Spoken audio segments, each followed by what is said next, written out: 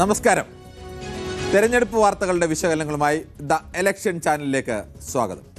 ഇന്നിപ്പോൾ രണ്ട് പ്രധാനപ്പെട്ട മുന്നണികളുടെയും പ്രകടന പത്രിക പുറത്തിറങ്ങിക്കഴിഞ്ഞു. ഈ പ്രകടന പത്രികയിൽ സാധാരണഗതിയിലൊക്കെ മുൻപ് പറയുമായിരുന്നു പാലും തേനും ഒഴുക്കും എന്ന മട്ടിലാണ് വാഗ്ദാനങ്ങൾ.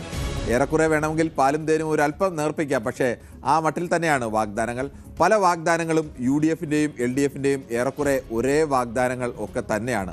എന്തായാലും കേരളത്തിലെ സാധാരണക്കാരായ മനുഷ്യർ മുതൽ കേരളത്തിലെ ഇടത്തരക്കാർക്കുമെല്ലാം വാരിക്കോരിയുള്ള വാഗ്ദാനങ്ങളാണ് ഇരു മുന്നണികളും നൽകുന്നത്. വാഗ്ദാനത്തിൻ്റെ കുറവുകൊണ്ട് ഞങ്ങൾ തോൽക്കരുത് എന്നൊരു വാശിയിലാണ് രണ്ട് മുന്നണികളും ഇന്ന് പ്രകടന പത്രിക ഒരേ സമയം തന്നെയാണ്. ഒരു ഭാഗത്ത് മുഖ്യമന്ത്രി പ്രകടന പത്രിക പുറത്തിറക്കുമ്പോൾ മറുഭാഗത്ത് പ്രതിപക്ഷ നേതാവ് UDFിൻ്റെ പ്രകടന പത്രിക പുറത്തിറക്കുന്നു. പ്രകടന പത്രികയിൽ എന്തൊക്കെയാണ് പറഞ്ഞിരിക്കുന്നത്? മറ്റൊരു പ്രധാനപ്പെട്ട നമ്മുടെ ഇന്നത്തെ കസേരകളിയിൽ തിരുവനന്തപുരം മണ്ഡലം, കേരളത്തിൽ ഏറ്റവും നിർണായകമായ ഒരു മണ്ഡലമാണ് തിരുവനന്തപുരം മണ്ഡലം. അവിടെ ത്രികോണ പോരാട്ടം നടക്കുന്ന തിരുവനന്തപുരം മണ്ഡലത്തിൻ്റെ ചിത്രം എങ്ങനെയാണ്? ഒപ്പം നായകരുടെ നാളെയിൽ KC വേണുഗോപാൽ എന്ന കോൺഗ്രസിൽ മുഖ്യമന്ത്രി സ്ഥാനം കൽപ്പിക്കപ്പെടുന്ന നേതാവിനെ കുറിച്ചുള്ള നായകരുടെ നാളെ. ഇത് മൂന്നും ചേരുന്ന ഇലക്ഷൻ ചാനലിലേക്ക് സ്വാഗതം.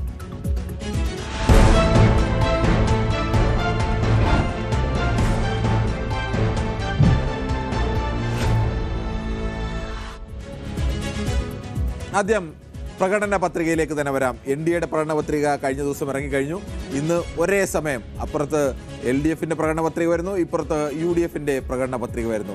രണ്ടും ഏറെക്കുറെ സമാനമാണ് എന്നതുകൂടി പറയേണ്ടി വരും. കാരണം ഒരുത്തരുടെ പ്രകടന പത്രിക കേട്ട് മറ്റുള്ളവർ കുറച്ചുകൂടി കൂട്ടി വെക്കുക എന്നതിനപ്പുറത്തേക്ക് നേരത്തെയൊക്കെ പറഞ്ഞ നിർദ്ദേശങ്ങളൊക്കെ തന്നെയാണ് പ്രകടന പത്രിക. ഇന്ന് അത്ഭുതം പോലെ ഏതെങ്കിലും ഒരു പുതിയ നിർദ്ദേശം അല്ലെങ്കിൽ ആളുകളെ ഞെട്ടിക്കുന്ന അങ്ങനത്തെ നിർദ്ദേശങ്ങളൊന്നും അല്ലെങ്കിൽ അങ്ങനത്തെ വാഗ്ദാനങ്ങളൊന്നും പ്രകടന പത്രികയിലില്ല. പക്ഷേ നേരത്തെയൊക്കെ തന്നെ പറഞ്ഞതൊക്കെയാണ്. പക്ഷേ ഇതൊക്കെ എങ്ങനെ നടപ്പായാൽ എന്തുകൊണ്ടാലും ഇനി ആര് ജയിച്ചാലും രണ്ടുപേരുടെയും പ്രകടന പത്രിക അത്രത്തോളം മെച്ചപ്പെട്ട വളരെ മികച്ച പ്രകടന പത്രികയാണ് എന്ന് തന്നെ പറയേണ്ടി വരും. ഇത് നടപ്പാകുമോ ഇല്ലയോ എന്നൊക്കെ ആര് ഭരണത്തിൽ വരുന്നു, അവർക്ക് എങ്ങനെ നടപ്പാക്കാൻ കഴിയുന്നു എന്നൊക്കെ കാലം തെളിയിക്കേണ്ട ഒന്നാണ്. അതിലേറ്റവും പ്രധാനപ്പെട്ട പ്രത്യേകത അടിസ്ഥാന സൗകര്യ മേഖലയിലെ വികസനം, റെയിൽ കണക്ടിവിറ്റി അടക്കമുള്ള അതിവേഗ റെയിൽ സൗകര്യം. എന്തായാലും ജനങ്ങൾക്ക് വേഗത്തിൽ സഞ്ചരിക്കണമെന്ന കാര്യത്തിൽ ഇരു മുന്നണികൾക്കും യാതൊരു സംശയവുമില്ല. അത് വേണമെന്നുള്ളത് പൊതു ആവശ്യമായി, കേരളത്തിൻ്റെ ആവശ്യമായി LDFും UDFും ഒരുപോലെ അംഗീകരിക്കുന്നുണ്ട്. മറ്റൊന്ന് ഭവന പദ്ധതിയാണ്. വീടില്ലാത്ത എല്ലാവർക്കും വീട്, എല്ലാവർക്കും പട്ടികജാതി വിഭാഗത്തിന് 2 ഏക്കർ ഭൂമി അടക്കമുള്ള വീടടക്കമുള്ള വാഗ്ദാനങ്ങൾ രണ്ടുപേരുടെയും പ്രകടന പത്രികയിലുണ്ട്. ക്ഷേമ പദ്ധതികൾ, ക്ഷേമ പെൻഷൻ 3000 രൂപയാക്കി വർദ്ധിപ്പിക്കുമെന്നാണ് LDFും പറയുന്നത്, UDFും ഒരുപോലെ തന്നെ പറയുന്നത്. എന്തായാലും ക്ഷേമ പെൻഷൻ്റെ കാര്യത്തിൽ എന്തെങ്കിലും ഒരു വിട്ടുവീഴ്ചയ്ക്ക് അത് വോട്ടിന് എത്രത്തോളം പ്രധാനമാണ് എന്നത് രണ്ട് മുന്നണികളും ഒരുപോലെ തിരിച്ചറിയുന്നുണ്ട്. മറ്റൊന്ന് തൊഴിലവസരങ്ങളാണ്. കേരളത്തിൽ പഠിച്ചിറങ്ങുന്ന എല്ലാവർക്കും ജോലി, ക്യാമ്പസ് പ്ലേസ്മെൻറ്റ് അടക്കമുള്ള വമ്പൻ വാഗ്ദാനങ്ങളാണ്. ആകെയുള്ള സ്ത്രീകളിൽ പകുതി പേർക്കും തൊഴിൽ നൽകും എന്നുള്ള വാഗ്ദാനങ്ങളൊക്കെയാണ് രണ്ട് മുന്നണികളും. ചെറിയ വാക്കുകളിലും അല്ലെങ്കിൽ പദ്ധതികളുടെ ചില ആംഗിളുകളിലുമൊക്കെയാണ് വ്യത്യാസമുള്ളത്.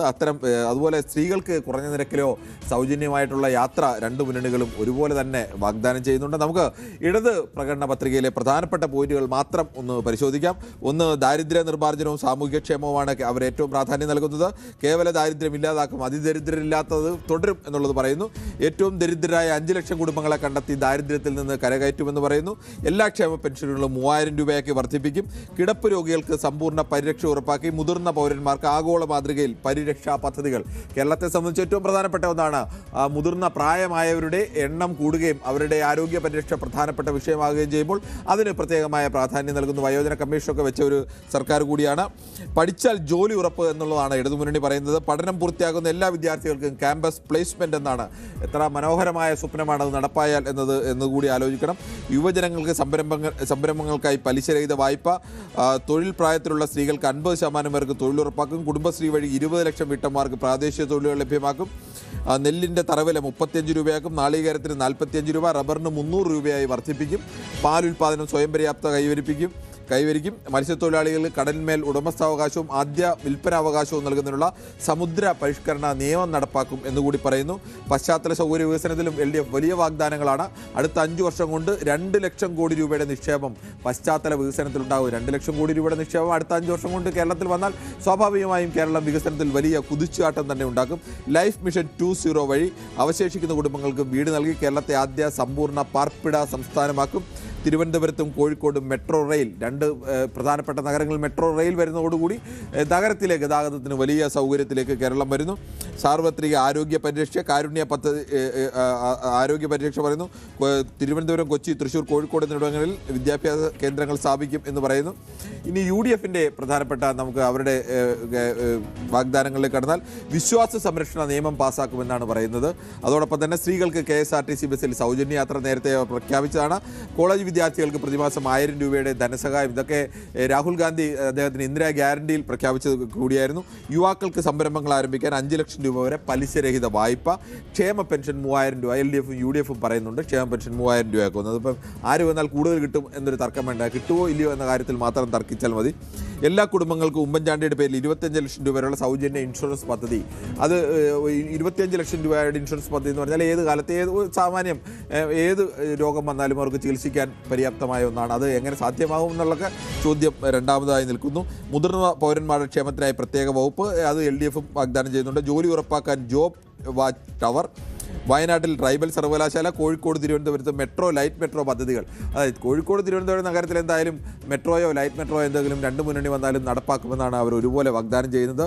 സ്ത്രീകൾക്കും കുട്ടികൾക്കുമായി ഷീ ഹോസ്റ്റലുകൾ ആരംഭിക്കും. ജിപ്മർ മാതൃകയിൽ ബില്ലില്ലാത്ത ആശുപത്രി സ്ഥാപിക്കും. ആശുപത്രിയിലെത്തുന്ന രോഗികൾക്ക് ബെഡ് അവരുടെ അവകാശമാക്കും. എല്ലാവർക്കും ബെഡ് കിട്ടുന്ന ആശുപത്രികൾ, അതാണ് ഒരു പ്രത്യേകമായി പറയുന്നത്. റബ്ബറിന് 300 രൂപ താങ്ങുവില രണ്ട് മുന്നണികളും ഒരുപോലെ തന്നെ പറയുന്നുണ്ട്. എന്തായാലും ആശാവർക്കർമാരുടെ ദിവസവേതനം 700 രൂപയാക്കുമെന്ന് കൂടി UDF പറയുന്നുണ്ട്. അധികമായി സംസ്ഥാനത്ത് BPL കുടുംബങ്ങളിലെ രോഗികൾക്കുള്ള ഡയാലിസിസ് സൗജന്യമാക്കും. ഡയാലിസിസ് രോഗികൾക്കുള്ള തുടർ ചികിത്സ കുറഞ്ഞ നിരക്ക് ലഭ്യമാക്കും. പാചക തൊഴിലാളികൾക്ക് ഓണറേറിയം കൂട്ടും. സ്കൂളിലൊക്കെ പാചക തൊഴിലാളികളുടെ ഓണറേറിയം വർദ്ധിപ്പിക്കുമെന്ന് പറയുന്നു. യുവാക്കൾക്ക് കുടുംബശ്രീ പോലെ യുവശ്രീ പദ്ധതി, കുടുംബശ്രീ എങ്ങനെ വിജയകരമായ അതുപോലെ യുവശ്രീ പദ്ധതി തുടങ്ങുമെന്ന് പറയുന്നു. കമ്മ്യൂണിറ്റി കിച്ചൺ വിപുലീകരിക്കും. ഓൺലൈൻ ടാക്സി സംവിധാനങ്ങളിലെ പ്രശ്നങ്ങൾ പഠിച്ച് പരിഹാരങ്ങൾ നിർദ്ദേശിക്കാൻ വേണ്ടി പ്രത്യേകമായ 24x7 പ്രത്യേക കസ്റ്റമർ കെയർ സംവിധാനം ഉണ്ടാക്കുമെന്ന് പറയുന്നത്. എന്തായാലും അങ്ങനെ രണ്ട് മുന്നണികളുടെയും പ്രകടന പത്രിക, ഇപ്പോൾ 3 മുന്നണികളുടെയും പ്രകടന പത്രിക എത്തിക്കഴിഞ്ഞു. ഈ പ്രകടന പത്രിക വെച്ച് നമ്മൾ പൊതുവെ വിലയിരുത്തിയാൽ ഇന്ന പ്രകടന പത്രികയാണ് മെച്ചം, ഇന്ന പത്രികയാണ് മോശമെന്ന് പറയാൻ കഴിയില്ല. രണ്ടു കൂട്ടരും ഒന്നിനൊന്നിന് മെച്ചപ്പെട്ട പദ്ധതികളാണ്. ചില മേഖലയിൽ ഓരോരുത്തരുടെ പ്രകടന പത്രികയിൽ അല്പം കൂടി മെച്ചപ്പെട്ട പദ്ധതികളുണ്ടെങ്കിൽ മറ്റു ചിലരുടെ പ്രകടന പത്രികയിൽ വേറെ ചില മേഖലയിൽ അല്പം കൂടി മെച്ചപ്പെട്ട പദ്ധതികളുണ്ട്. അങ്ങനെയാണ്. വിശ്വാസ സംരക്ഷണം സംബന്ധിച്ച് UDFും LDFും ഒരുപോലെ. LDF അതിൽ മറ്റൊരു ആംഗിൾ കൂടി കാണുന്നു. ശബരിമല മാസ്റ്റർ പ്ലാൻ പൂർത്തിയാക്കുമെന്നും പമ്പ ക്ലീൻ ചെയ്യുമെന്നും ഒപ്പം ദേവസ്വം ബോർഡിൻ്റേതല്ലാത്ത ക്ഷേത്രങ്ങളുടെയൊക്കെ അവിടുത്തെ ശാന്തിക്കാർക്കും അവിടുത്തെ ജീവനക്കാർക്കുമൊക്കെ ക്ഷേമ നിധി കൊണ്ടുവരും എന്നൊക്കെ ഉള്ള ഒരു വാഗ്ദാനം കൂടിയുണ്ട്. എന്തായാലും അങ്ങനെ വിവിധ തട്ടുകളിലെ ആളുകളുടെ വോട്ട് എങ്ങനെ ശേഖരിക്കാം എന്നതിനെക്കുറിച്ച് വളരെ വിശദമായി പഠിച്ച് രണ്ടുപേരും ഏറെക്കുറെ സമാനമായ പ്രകടന പത്രികയാണ് കേരളത്തിലെ ഇറക്കിയിരിക്കുന്നത്. സമാനമായൊരു പ്രകടന പത്രിക നേരത്തെ NDAയും 2 ദിവസം മുമ്പ് അവരുടെ പ്രകടന പത്രിക നേരത്തെ തന്നെ വന്നിരുന്നു. പക്ഷേ ഭരണത്തിന് വേണ്ടി മത്സരിക്കുന്നത് LDFും UDFുമാണ്. അവരുടെ പ്രകടന പത്രികയിൽ ഇനി അങ്ങനെ ഒരു വലിയ താരതമ്യത്തിനോ അല്ലെങ്കിൽ ഇന്നത് തീരെ മോശം, മറ്റൊരു പ്രകടന പത്രികയിൽ ഈ വാഗ്ദാനം കൊണ്ട് അവർ മറ്റവരെ മറികടന്നു എന്നൊന്നും പറയാൻ നമുക്ക് കഴിയില്ല. പക്ഷേ മെച്ചപ്പെട്ട പ്രകടന പത്രിക തന്നെയാണ്. ഇനി നമുക്ക് പ്രധാനമായും നമ്മുടെ അടുത്ത സെക്ഷനിലേക്ക് നമുക്ക് കടക്കേണ്ടതുണ്ട്. അത് കസേരകളിയാണ്. കസേരകളിയിൽ ഇത്തവണ വരുന്നത് തിരുവനന്തപുരത്തെ കേരളത്തിലെ തന്നെയും ഏറ്റവും പ്രധാനപ്പെട്ട മണ്ഡലങ്ങളൊന്നായ തിരുവനന്തപുരം മണ്ഡലമാണ്.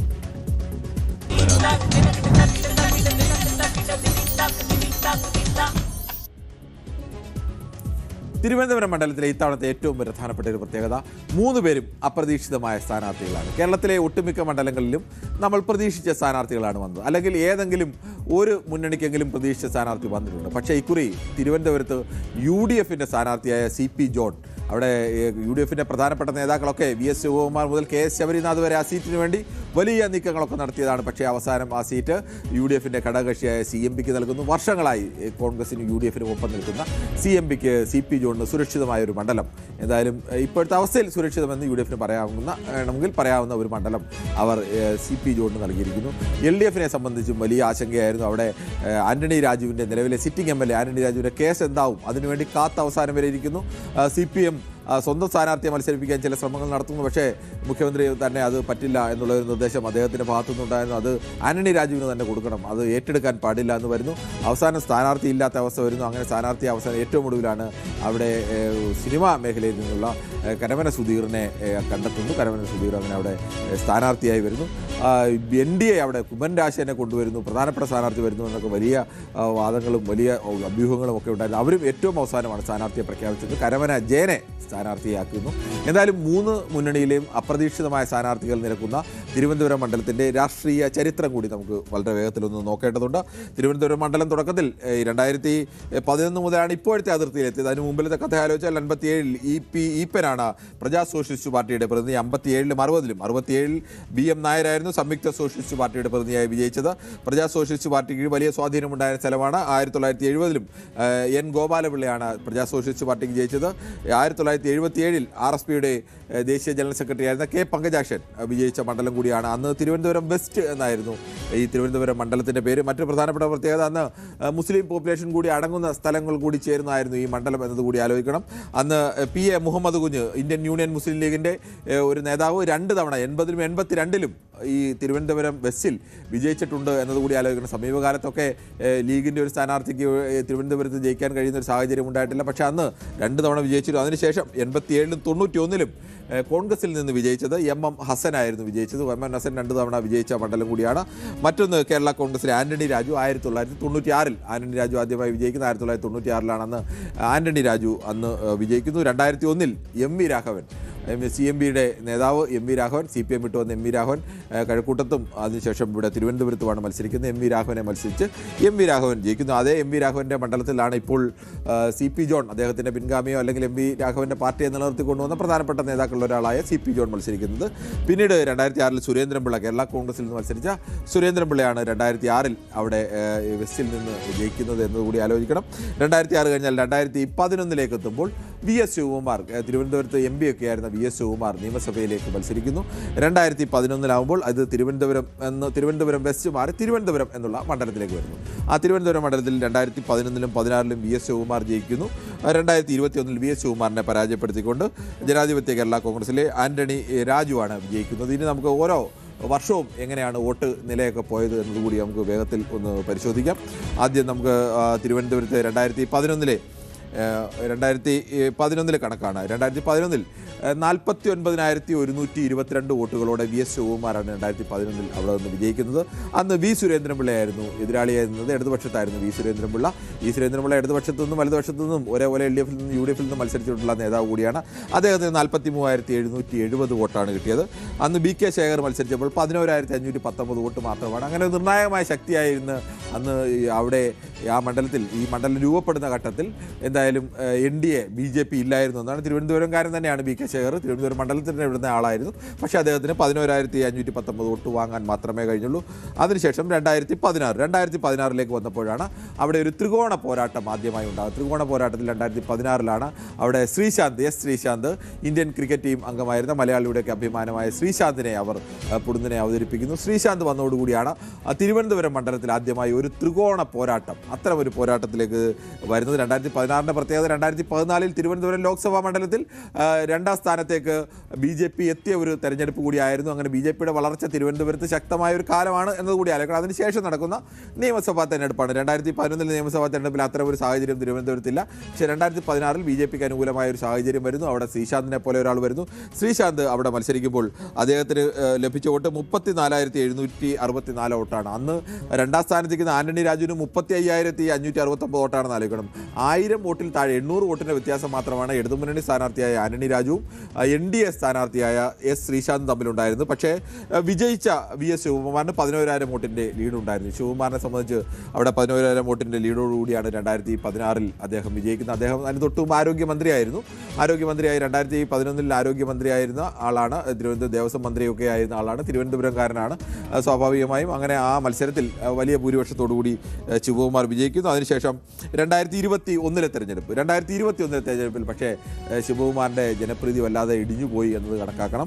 ആ തെരഞ്ഞെടുപ്പിൽ ആന്റണി രാജു ശിവകുമാറിനെ വീണ്ടും 48,748 വോട്ടിൻ്റെ വോട്ട് നേടി അവിടെ ആന്റണി രാജു വിജയിക്കുന്നു. VS ശിവകുമാർ 41,659 വോട്ട് മാത്രമേ നേടാൻ കഴിഞ്ഞുള്ളൂ. കൃഷ്ണകുമാറാണ് നിന്നത്. കൃഷ്ണകുമാർ വലിയ പ്രചാരണത്തോടുകൂടിയൊക്കെ ഇറങ്ങിയതാണ്. BJPയുടെ സ്ഥാനാർത്ഥിയായി നിന്നുകൊണ്ട് NDAയുടെ നേതാവായിട്ടൊക്കെ നിന്നുകൊണ്ട് കൃഷ്ണകുമാറിനെ കുറിച്ച് പറയുന്നത് തന്നെ ഇവിടെ എന്ത് പുതിയ പാലം വന്നാലും അവിടെയെല്ലാം അതിന് പിന്നിൽ പ്രവർത്തിച്ച കൃഷ്ണകുമാർജിക്ക് അഭിവാദ്യങ്ങൾ എന്നുള്ള ബോർഡൊക്കെ വെച്ച് എന്തായാലും അദ്ദേഹം നല്ല രീതിയിൽ തന്നെ എന്തായാലും വോട്ട് പിടിച്ചു. 34,996 വോട്ടാണ് പിടിച്ചത്. മറ്റൊന്ന് തിരുവനന്തപുരം മണ്ഡലത്തിൻ്റെ ഈ കഴിഞ്ഞ കുറച്ചു കാലത്തെ ഒരു ഗ്രാഫ് കൂടി നമുക്കൊന്ന് പരിശോധിക്കാം. എങ്ങനെയാണ് ഇവിടെ ആരായിരുന്നു മുന്നിലുണ്ടായിരുന്നത്, ആരാണ് പിന്നിലുണ്ടായിരുന്നത് എന്നുള്ള ആ ഒരു നിയമസഭാ തെരഞ്ഞെടുപ്പിൻ്റെ ഗ്രാഫും കണക്കുകൾ കൂടി നമുക്കൊന്ന് പരിശോധിക്കാം.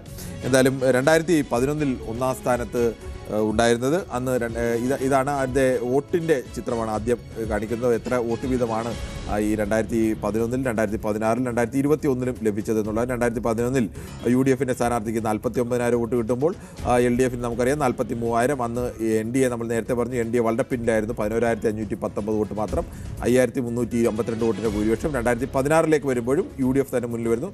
2021 വരുമ്പോഴാണ് അവിടെ ഒന്നാം സ്ഥാനത്തേക്ക് LDF വരുന്നത്, രണ്ടാം സ്ഥാനത്തേക്ക് UDF വരുന്നു, മൂന്നാം സ്ഥാനത്തേക്ക് വ്യത്യാസം ചെറുതാണെങ്കിലും മൂന്നാം സ്ഥാനത്ത് തന്നെയാണ് തിരുവനന്തപുരത്ത് ഇപ്പോഴും നിൽക്കുന്നത്. NDA എന്ന പ്രത്യേകത കൂടിയുണ്ട്.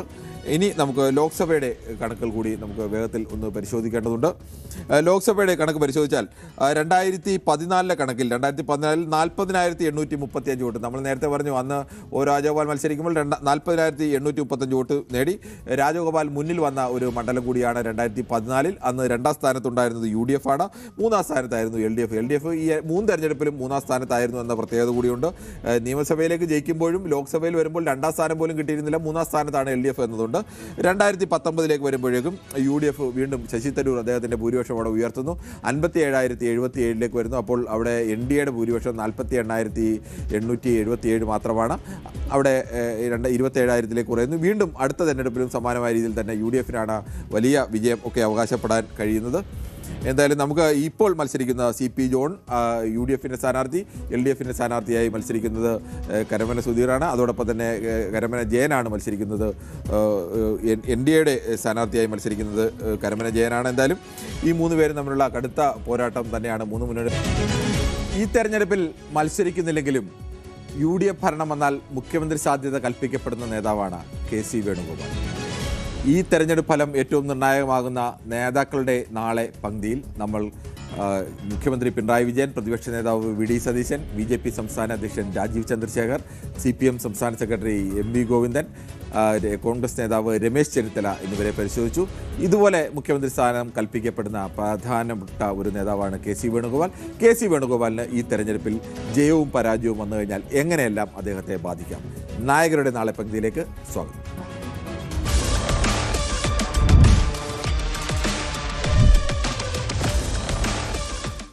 UDFിനെയും KC വേണുഗോപാലിനെയും സംബന്ധിച്ച് ഈ തെരഞ്ഞെടുപ്പുമായി ബന്ധപ്പെട്ട ഏറ്റവും പ്രധാനപ്പെട്ട ചോദ്യങ്ങളിലൊന്ന് UDF ജയിച്ചാൽ KC വേണുഗോപാൽ മുഖ്യമന്ത്രിയാവുമോ എന്നതാണ്.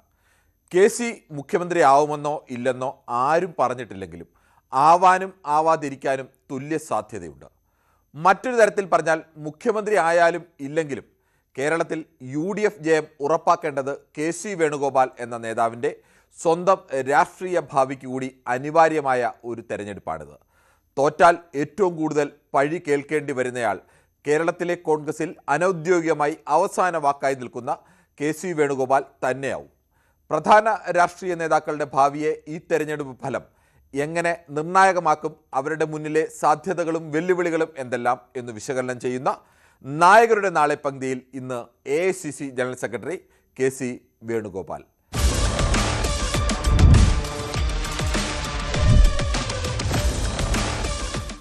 അസാധാരണ നേതൃമികവോടെ ദേശീയ രാഷ്ട്രീയത്തിൽ സ്ഥാനമുറപ്പിച്ച നേതാവാണ് KC വേണുഗോപാൽ.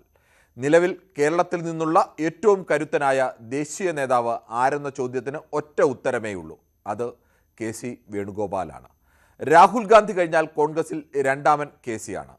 കുടുംബ പാരമ്പര്യ തഴമ്പിലോ അവിടേക്ക് പിടിച്ചിരുത്താൻ ഗോഡ്ഫാദർമാരോ ഉണ്ടായിരുന്നില്ല. താഴെത്തട്ടിൽ പ്രവർത്തിച്ച് മത്സരിക്കുന്ന സ്ഥലങ്ങളിലൊക്കെ വിജയമുറപ്പാക്കാനുള്ള സ്വന്തം കഴിവിനാൽ കടന്നിരുന്നതാണ് ആ സ്ഥാനത്ത്. കേരളത്തെ സംബന്ധിച്ച് കോൺഗ്രസ് ഹൈക്കമാൻഡ് എന്നാൽ പ്രായോഗിക അർത്ഥത്തിൽ അത് KC വേണുഗോപാലാണ്.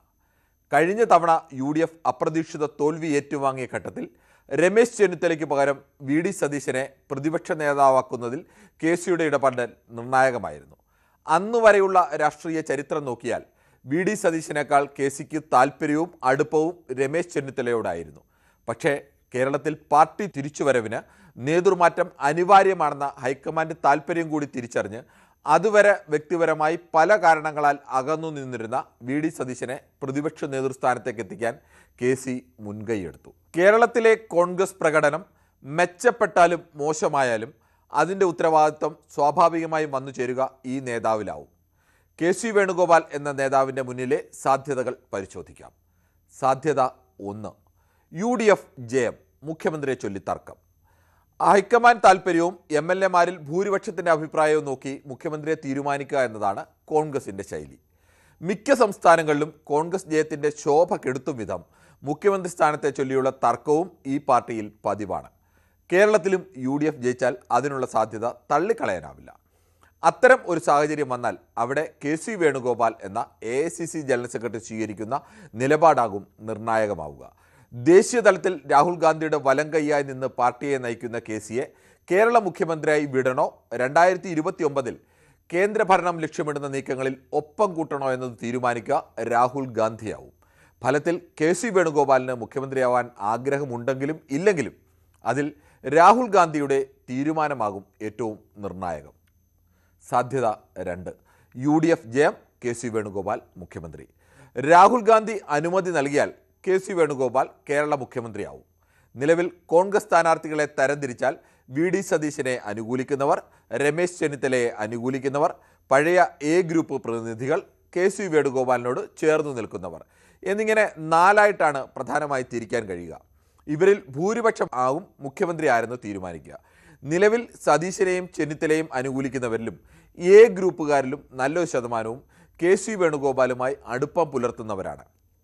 ഹൈക്കമാൻഡിൽ സ്വാധീനമുള്ള നേതാക്കളോട് ചേർന്ന് നിൽക്കുക എന്ന കോൺഗ്രസിൻ്റെ പരമ്പരാഗത ശൈലി വെച്ച് നോക്കിയാലും മുഖ്യമന്ത്രി സ്ഥാനത്തിനായി KC തുനിഞ്ഞിറങ്ങിയാൽ MLA-മാരിൽ ഭൂരിപക്ഷത്തിൻ്റെ പിന്തുണ ഉറപ്പാക്കാൻ അനായാസം സാധിക്കും. മറ്റൊരു സാധ്യത 3, UDF ജയം, KC പിന്തുണയ്ക്കുന്നയാൾ മുഖ്യമന്ത്രിയാവുന്നു. UDF ജയിക്കുകയും രാഹുൽ ഗാന്ധി മുഖ്യമന്ത്രി സ്ഥാനത്തേക്ക് അനുമതി നൽകാതിരിക്കുകയും ചെയ്താൽ KC വേണുഗോപാലിൻ്റെ തീരുമാനം അടുത്ത മുഖ്യമന്ത്രി ആര് എന്നതിൽ ഏറ്റവും നിർണായകമാവും. തനിക്ക് താല്പര്യമുള്ളയാളെ മുഖ്യമന്ത്രിയാക്കാൻ ശ്രമിക്കുക എന്നൊരു സാധ്യതയാണ് KCക്ക് മുന്നിലുള്ളത്. മുഖ്യമന്ത്രി തീരുമാനത്തിൽ പൂർണ്ണമായും ഇടപെടാതെ മാറി നിൽക്കാനുള്ള സാധ്യത കുറവാണെങ്കിലും പൂർണ്ണമായും അങ്ങനെ ഒരു ജെന്റിൽമാൻഷിപ്പിനുള്ള സാധ്യത നമുക്ക് തള്ളാനാവില്ല. മുഖ്യമന്ത്രിയെ MLA-മാർ തീരുമാനിക്കട്ടെ എന്ന അവസ്ഥ വന്നാലും അവിടെയും KCയുടെ താല്പര്യത്തിന് മുൻതൂക്കം സ്വാഭാവികമായും ഉണ്ടാകും. KCക്കൊപ്പം നിൽക്കുന്ന MLA-മാരെ കൂടാതെ KCയുടെ താല്പര്യം നോക്കി നിലപാട് മാറ്റാൻ സാധ്യതയുള്ള നേതാക്കൾ എല്ലാ വിഭാഗത്തിലും ഉണ്ട് താനും. KCയുടെ പിന്തുണ ലഭിക്കുന്നയാൾ മുഖ്യമന്ത്രിയാവാനാണ് പ്രധാനപ്പെട്ട സാധ്യത. മറ്റൊന്ന്, UDF മികച്ച വിജയം നേടുകയും തന്നെ ഒഴിവാക്കാൻ KC ശ്രമിക്കുകയും ചെയ്താൽ മന്ത്രിസഭയിലേക്കടക്കം ഇല്ലെന്ന നിലപാടിലേക്ക് VD സതീശൻ മാറാനുള്ള സാധ്യത തള്ളിക്കളയാനാവില്ല. അങ്ങനെ വന്നാൽ ചിലപ്പോൾ KCയുടെ താല്പര്യം മാറ്റി നിർത്തി സമവായ വഴി കണ്ടെത്താൻ നിർബന്ധിതനായേക്കും. അത്തരമൊരു സാധ്യത കൂടി കോൺഗ്രസ്സാണ് ഈ പാർട്ടിയിലുണ്ട്. സാധ്യത 4, UDFന് പരാജയമുണ്ടാകുന്നു. പ്രതിസ്ഥാനത്ത് KC വേണുഗോപാൽ. കേരളത്തിലെ UDF പരാജയപ്പെട്ടാൽ സ്ഥാനാർത്ഥി നിർണയമടക്കം കേരളത്തിലെ കോൺഗ്രസുമായി ബന്ധപ്പെട്ട തീരുമാനങ്ങളിൽ അവസാന വാക്കായി നിന്ന വേണുഗോപാലാവും അതിൻ്റെ പഴി ഏറ്റവും കൂടുതൽ കേൾക്കേണ്ടി വരിക. KCയുടെ ഇടപെടലുകളാണ് കേരളത്തിൽ UDFനെ തോൽപ്പിച്ചത് എന്ന തരത്തിലാവും വ്യാഖ്യാനങ്ങൾ വരിക. ദേശീയ തലത്തിലും കേരളത്തിലും കോൺഗ്രസിനെ ഈ പരുവമാക്കിയത് KCയുടെ കഴിവുകേടായി ചിത്രീകരിക്കപ്പെടുകയും ചെയ്യും. തൽക്കാലം ദേശീയ തലത്തിൽ ചിലപ്പോൾ പിടിച്ചു നിൽക്കാനായേക്കുമെങ്കിലും സംഘടനാ ചുമതലയിൽ നിന്നടക്കം KCയെ മാറ്റണമെന്ന ശക്തമായ ആവശ്യം കേരളത്തിനകത്തും പുറത്തുമുള്ള മുതിർന്ന നേതാക്കൾ കൂട്ടായി ഉന്നയിക്കാൻ സാധ്യതയുണ്ട്. മുതിർന്ന നേതാക്കളുടെ വലിയൊരു നിര അതികഠിനമായ പരസ്യ വിമർശനങ്ങളുമായി രംഗത്ത് വരുമെന്നതിൽ യാതൊരു സംശയവുമില്ല. അത്തരമൊരു സാഹചര്യത്തെ മറികടക്കുക അത്ര എളുപ്പവുമാവില്ല. ഇതിൽ ഏതു സാധ്യതയാണ് KC വേണുഗോപാലിന് മുന്നിലിരിക്കുന്നതെന്നറിയാൻ വോട്ടെണ്ണിക്കഴിഞ്ഞും സമയം ചിലപ്പോൾ കാത്തിരിക്കേണ്ടി വരും.